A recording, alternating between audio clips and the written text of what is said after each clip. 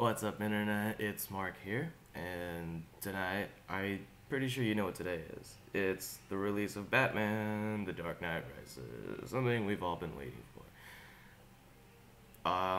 So hold on, let me just grab something real quick. I'm sure you all can tell what this is. It's my movie ticket from last night's or this morning's premiere. Um, so yeah, I already saw it. Amazing, okay?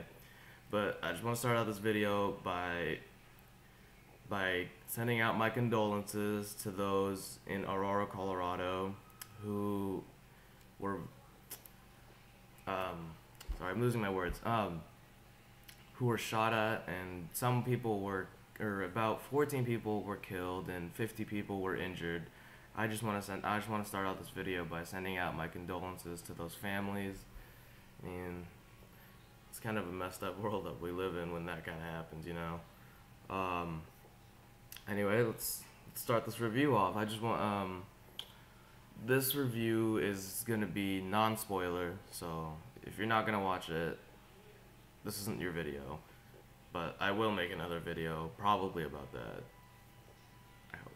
Okay, so let me just start out by saying a lot of people are comparing it to the Avengers. Now, I think it's kind of unfair to compare it to the Avengers just because of its nature, because the Avengers was more of a comedic kind of movie. I mean, Loki isn't exactly up to par with even the Joker from The Dark Knight. So, I think it's a little unfair, but people are still going to make comparisons, so mine is that my critique of it, well, not critique, but like once again, sorry, I'm losing my words. Slept at 4 in the morning this morning. I think it's forget it. We're gonna move on. What I think is that it's definitely better than the Avengers. There's no doubt about it. I mean, that from the action, it didn't even need that much action, but it still had it in it. Is the best part about it was really just the storyline. I mean, it was one of those what a twist moments from what's his name. If you're familiar with Robot Chicken, and they do this joke about that Indian director. Oh my God, I'm blanking on everything today, guys. I'm so sorry, but yeah, that's essentially what's going on. Is there will be a huge twist, and you should watch the first movie because the first movie is pretty important. If you haven't seen Dark Knight, it's okay. There's only a couple things about Dark Knight that you need to know, and your friends that have watched The Dark Knight can fill you in on it.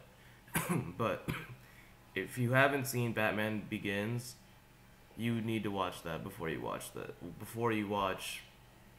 Dark Knight Rises. If you haven't seen it, because that's actually pretty important, especially during the whole issue of what's going on, and the end. The end is kind of heartwarming for us nostalgic fans. Let's see.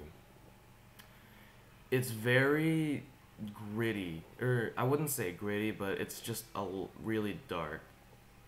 It's pretty dark in the sense that all of the other Batmans were pretty dark as well, but this was on par with like the Joker and his portrayal. I mean, Bane was just smash, smash, smash, but I still know what I'm doing.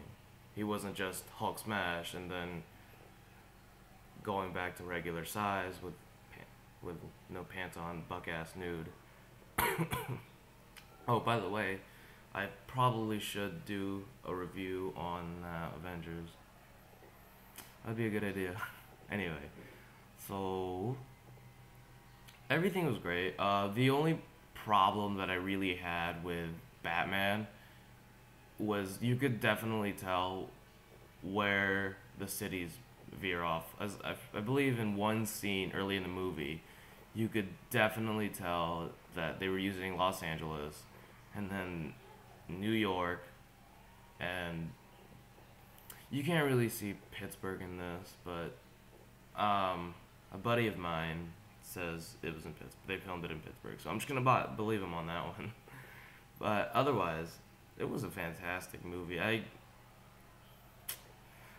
honestly, that's probably my new favorite superhero movie of all time. And don't even say Batman's just not a superhero, just because he doesn't have superpowers. He kind of does. He has super money, if that counts. Which actually, in this movie, he doesn't. So, does that make him an extra hero? Like, does that just earn him? Forget it. Sorry, different conversation.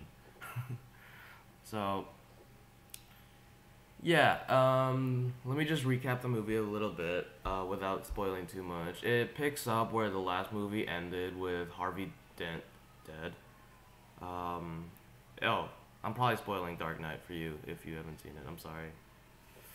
I'll put that in the title. Anyway, so it picks up with Harvey Dent dead, and then they're giving speech. The mayor and Commissioner Gordon are giving speeches, and they wanted to tell what was going on, or Gordon actually wanted to tell Gotham what happened in terms of the Dark Knight and what Harvey did to Gordon's family,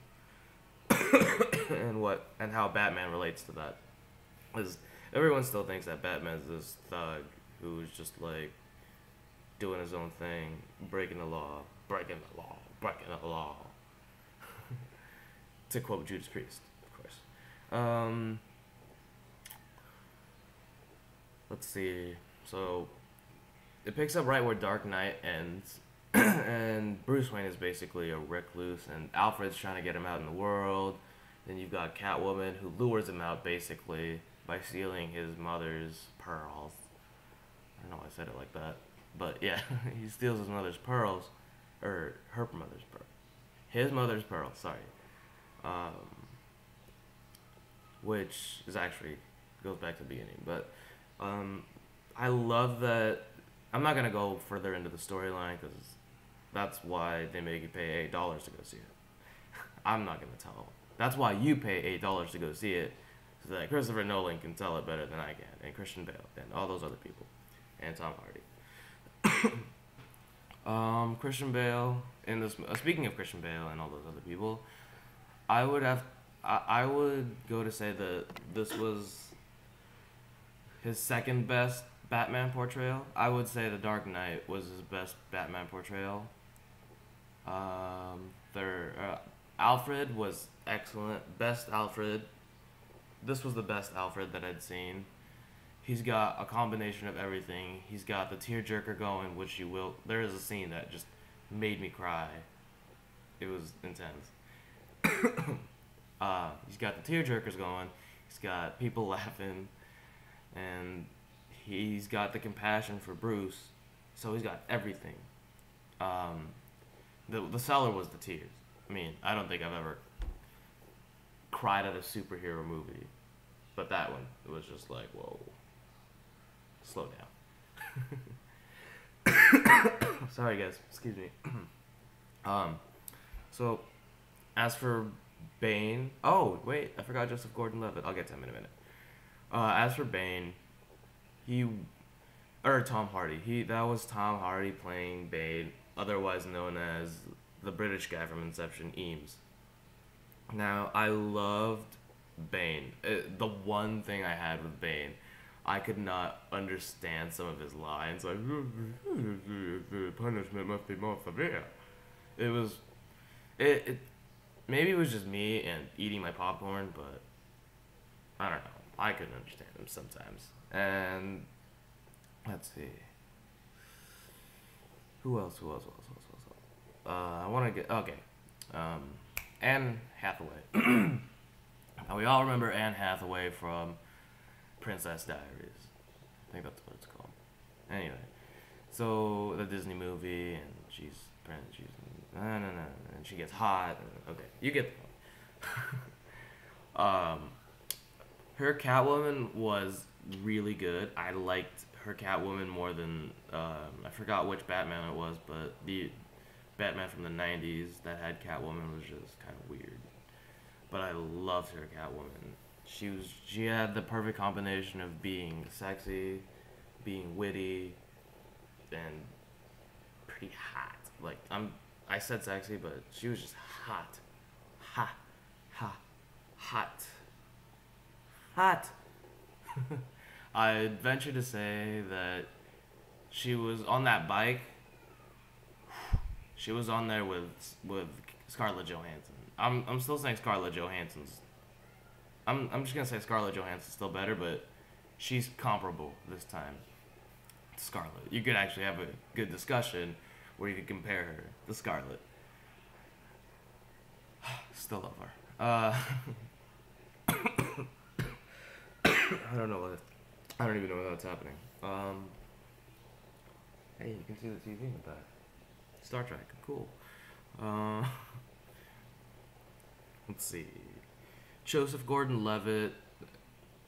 You know what? I'm not even gonna touch him just because everyone's been speculating. I'm just gonna say his acting was really, really good. It could have been a little bit better. He could have been a little more.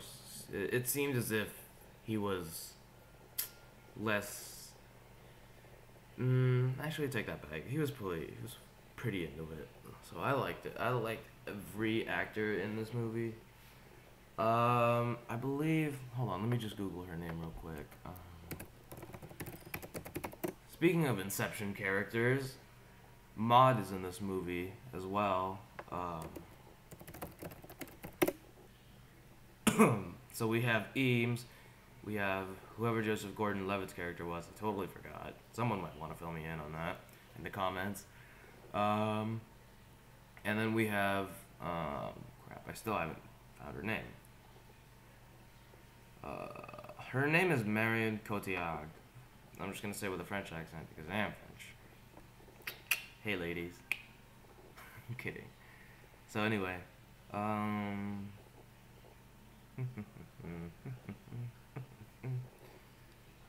was your guys' day? Anyway, okay. Oh, Miranda Tate, obviously. Sorry. That was dumb. I don't know how I couldn't get that out there, but it was Miranda Tate. Now, Miranda Tate, there's a pretty big surprise with her. If you're not familiar with the Batman series, I suggest you do. But well, you don't even have to be familiar with the series. You have to be familiar with, like, characters. And I'm not gonna go further into this, but she amazing. Awesome. Morgan Freeman. Awesome. One of the best parts of this movie. Dr. Crane is in it. That is the third, if you're counting, cameo that he has. As my friend JJ said last night, he portrays Crazy very well. And I would have to agree. So, that's another Scarecrow cameo. Not exactly exciting, but it was still amazing. Like, you could hear everyone in the audience just silently laugh. Not even silently, just laugh and clap. Yeah. Other than that, that's all I'm gonna leave you guys with. Definitely go watch it. Probably my new favorite superhero movie of all time, if not my favorite movie of all time now. So, I'm gonna leave you guys with that, and I'm gonna give you my spoiler video, like, right after this, okay? So, comment, like, subscribe, because I will love you for the rest of your life. You don't even know. You don't know.